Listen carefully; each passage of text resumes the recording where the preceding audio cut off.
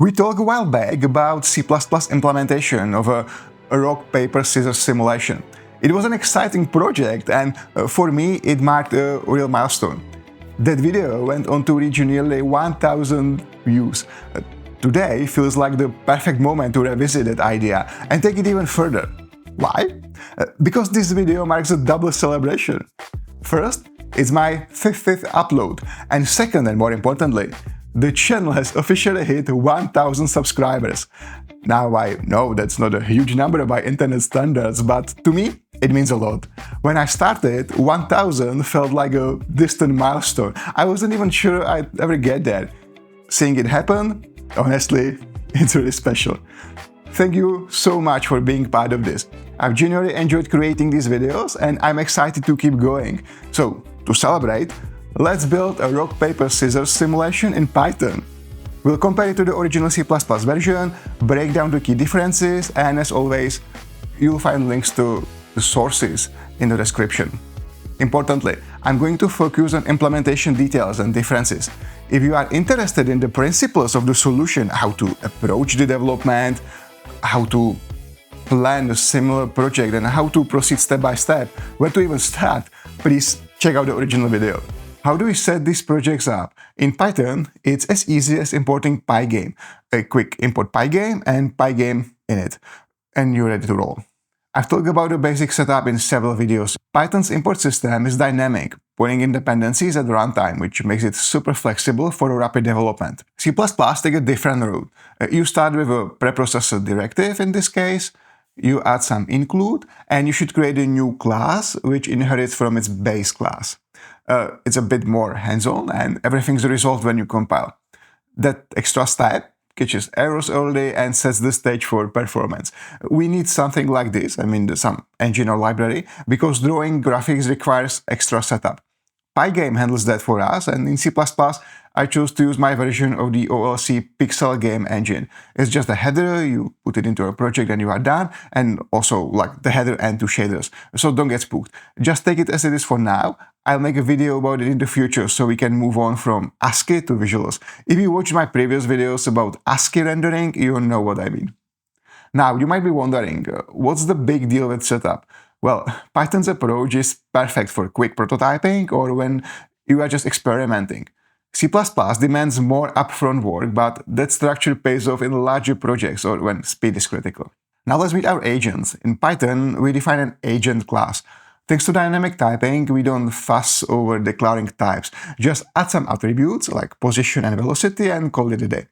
C++ uses a struct item. You explicitly declare double pos x, double pos y, and so on. Static typing means that compiler knows exactly what's what, which can optimize memory and catch mistakes before runtime. Python's object-oriented style makes it easy to extend, say adding a speed boost or a health bar to agents, which is a tricky concept to wrap your head around if you come from a C++ background.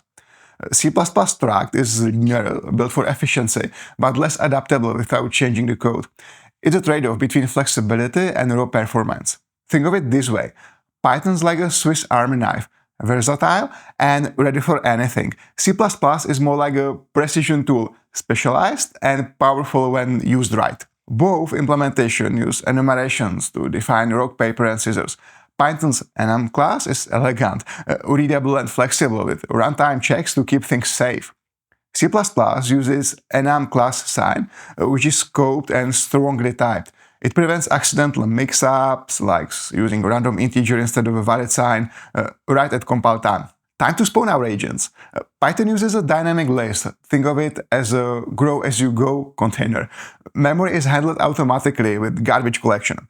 C++ opts for a static array, set up in the onUserCreate callback.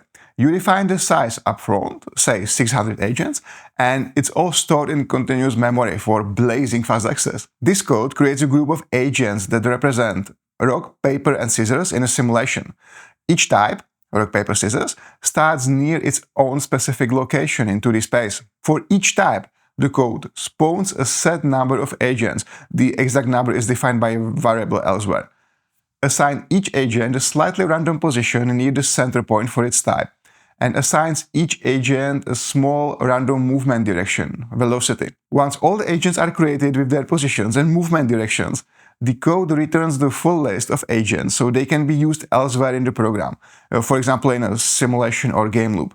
In C++ version, we use a member variable, so there is no need to return anything. Python's list is a dream for changing agent counts mid-project. Just add a new one. C++ array is fixed, but that predictability avoids memory hiccups in high-performance scenarios. Fun fact, Python's garbage collection frees you from manual memory management, but it can post-execution.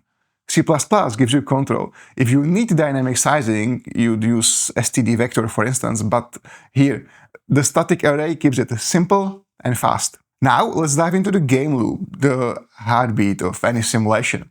Python keeps it manual and explicit with a while loop. Poll events, update agents, check collisions, render, repeat. C++ uses a callback system with onUserUpdate.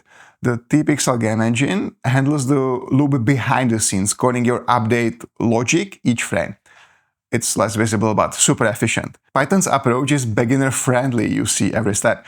C++ abstracts some complexity, which is great for pros, but might feel a little like magic if you are new to it. And don't get me wrong, we could write C++ code closer to Python style, but I purposely wrote it this way to demonstrate how we typically use Python versus how we typically use C++. Game loops are all about consistency.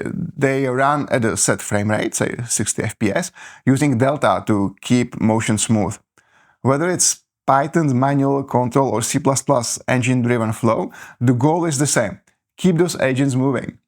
Inside the loop, both versions update agent positions. C++ loops through its array in onUserUpdate, adding velocity to positions like position x is equal to position x plus vector x, and bounces agents off screen edges by flipping velocity when they hit boundaries. Python does this in an agent class method called perAgent in the main loop. It's likely similar: update x and y, check bounds like the screen width and reverse velocity. C++ bundles it all in one spot, which is tidy for small projects. Python's class method spreads it out, making it easier to add behaviors like acceleration or friction without cluttering the main loop. The math here mimics basic physics: position plus velocity over time. Real-world simulations might add gravity or drag, but for this, simple bounces keep it lovely. Collisions are where the rock, paper, scissors action happens. Both use nested loops to check every agent pair. C++ offsets positions by 10 for sprite centering and uses a box check. If the absolute difference in x and y is less than 10, and signs differ, it's a hit. Python calculates the exact distance with math sqrt x1 minus x2 squared, y1 minus y2 squared. If it's under 20 and signs don't match, collision time. C++ box check is fast and good enough for small sprites. Python's precision is overkill here, but shines if you need exact hits, like in a physics engine.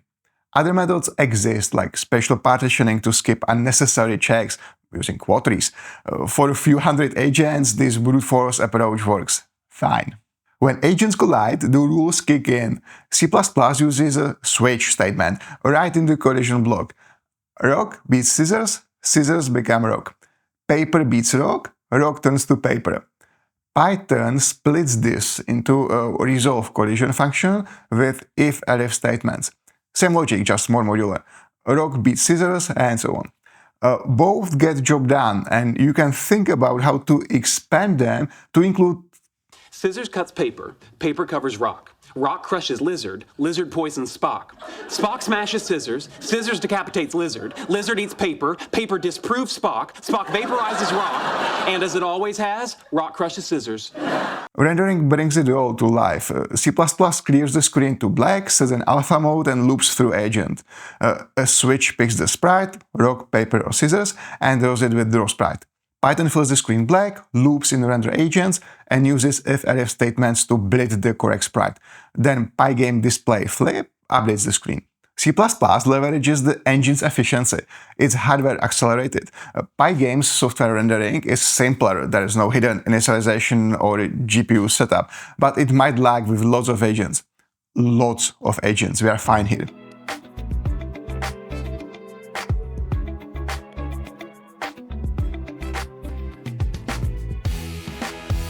So what's the better language? Python's great for fast prototyping and readability. C++ is king of performance and control. It all depends on your goals, speed or simplicity. Honestly, in reality, it doesn't matter what language you choose for personal projects.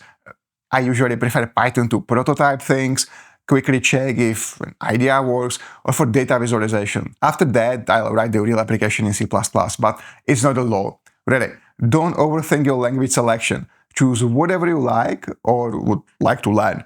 If you need a hand, check what's most common in the industry you're interested in and start there. However, I do recommend learning Python as at least your second language.